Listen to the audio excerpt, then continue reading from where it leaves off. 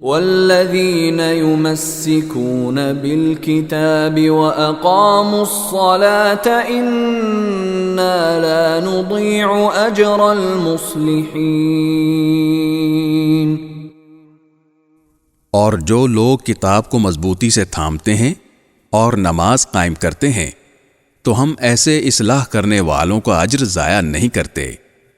وَإِذْ نَتَقْنَا الْجَبَلَ فَوْقَهُمْ كَأَنَّهُ ظُلَّةٌ وَظَنُّوا أَنَّهُ وَاقِعٌ بِهِمْ خُذُوا مَا آتَيْنَاكُمْ بِقُوَّةٍ وَاذْكُرُوا مَا فِيهِ لَعَلَّكُمْ تَتَّقُونَ۔